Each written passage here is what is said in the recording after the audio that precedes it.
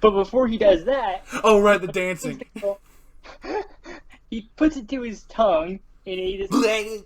he does like a Jim Carrey face, like and he just like yeah, he like gestures to his lackey. Huh? Eh? Clean yourself to the wall. Cling yourself to the wall. He's just like so intelligent. He hates human beings and their feeble minds, which is classic Eggman. Yeah, pretty much. And they call him Eggman because Jim Carrey's not rotund. That they call him Eggman because his robots are very egg shaped. Yeah, which is smart. Yeah, a good way to keep using that nickname because it wouldn't make much sense if they didn't look like eggs and Jim Carrey was still Jim Carrey size.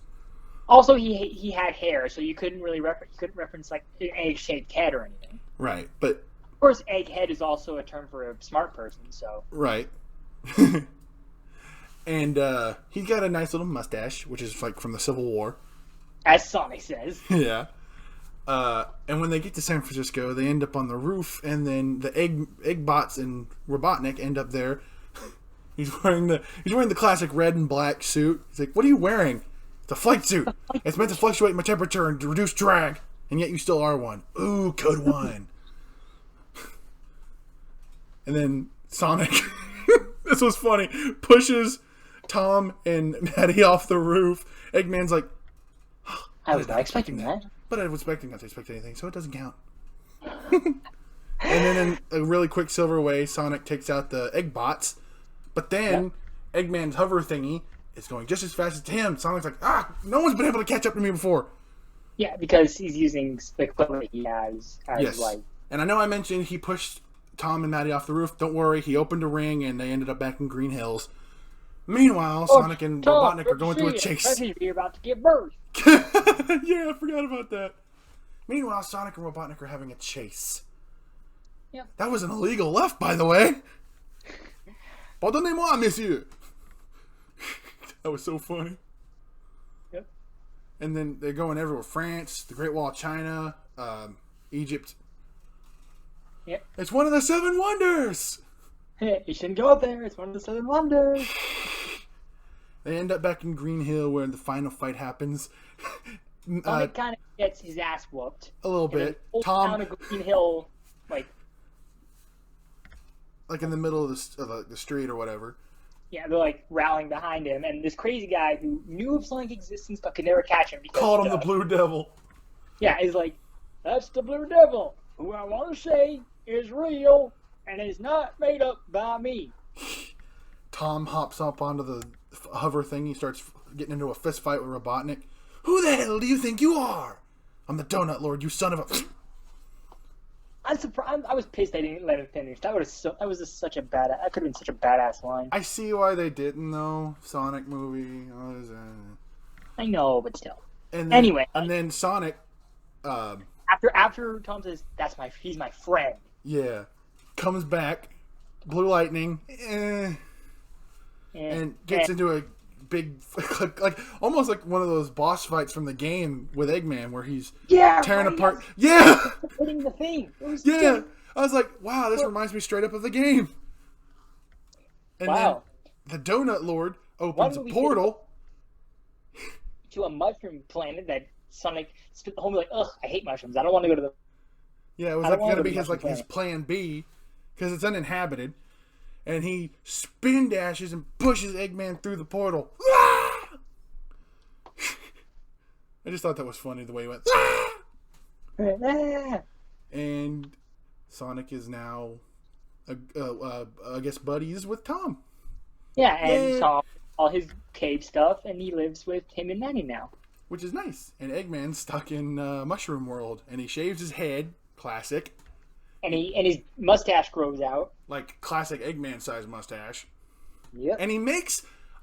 Noah pointed this out, and I didn't really see it until you pointed it out. His little rock buddy. Yep. Remember that? His little rock buddy. He looks like... You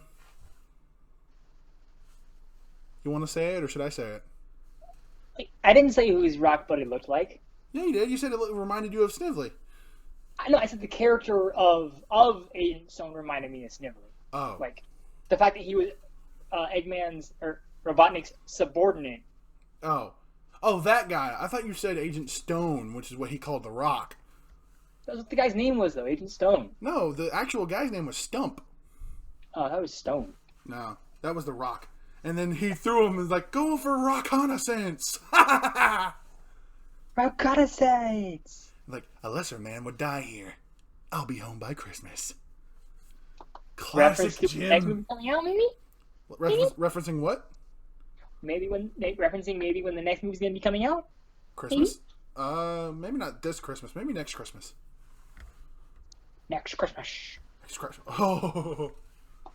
Next Christmas, Eggman will return. And Sonic's got a sweet new room up in the attic of Tom and Maddie's house, which is pretty good. By the way, earlier in the scene when he has his cave, he's playing ping pong on a street sign that says Hilltop Road. Reference. And then there's an end credit scene. A ring portal opens and a two-tailed fox comes through. My boy. Tails. Yeah, he was like my favorite character in all of Sonic. Right. And he says, "I found him. I just hope I'm not too late," and starts flying. Which interests me because according to what I assume is the story of the movie, Sonic left when he was a little kid. Probably before Tails was born. So, right. What is Tails' story? Why does he know who Sonic is? Maybe Longclaw's not dead, or maybe people told Tails about the legend of the blue hedgehog, you know? Maybe. And maybe Tails... Because that's the thing, end credit scenes kind of leave you hanging, so maybe Tails knows about Eggman, and... Because me and Noah, after we saw this movie, were talking about, what's going to happen in the next one, and Noah had a brilliant idea. In the movie, you see Sonic, he has a piece of paper with all the different worlds on it. Now, I don't remember how many there were, but Noah said, wouldn't it be cool if the Chaos Emeralds, like there was one on each planet, and Eggman's hunting for them now. And it's like, maybe that's why Tails needs to look for Sonic. And it's actually a pretty cool plot. That would be cool if they end up doing a sequel, which, that would be so cool if they do it. As long as they don't fuck it up. Right. Just treat it with the same level of quality you treated this one. Do what Marvel does. Don't do what DC did. Right. Just keep pushing. Effort makes A's. I love this movie, and I was not expecting to. Right? It was so good. It's like Eggman says, I was not expecting this. But I was expecting not to expect something, so actually it counts. It was really good. It was. I was pleasantly surprised at how wrong. I'm wondering now how many, because sequels. I don't know. I think it'd be a bummer if they just made one sequel and didn't make a third one. Right. I think by the logic of the movie, because the first movie, much like the first game, only had Sonic. Right. The second with the movie, promise of Tails. No, it had Tails. Right, and it has Sonic and Tails, and then maybe an end credit scene with Knuckles, and then the third one has Knuckles in it. Yeah. Because they've already established. Because I'm fairly certain those things at the beginning were echidnas. Yeah, well, they sure looked like them. I can't really I don't really know what the only echidna I know is Knuckles. But they looked like Knuckles a little bit, right? I guess I didn't really get a very good look at them. And I hope they don't use modern Sonic characters like Big or Amy. I want them to use Sad AM characters. Yeah, use the Sad AM characters because those are the characters that. Well, okay, we just might be biased because we're '90s kids, so we grew up with the best of the best of the best. Right. But yeah, Sad AM characters are the best of the best of the best for a reason. Yes. So I would love to see Sonic, starting to hit on Sally. She's like, kind of like what Noah told me earlier. He kind of like a Han Solo and Leia thing. Yeah. Which that would be so cool if they did that. I agree. But my one requirement, if they'd make a sequel, you need to get Jim back. Yes. So, what would you rate this, Noah? I'm going to give it a 9.5 out of 10 just because... Blue Lightning. Well, that and... I don't know. I just don't... It didn't. It's not a 10. I know what you mean. It's not a 10. It's a 9. It's still a great movie. It's a really great movie. It's just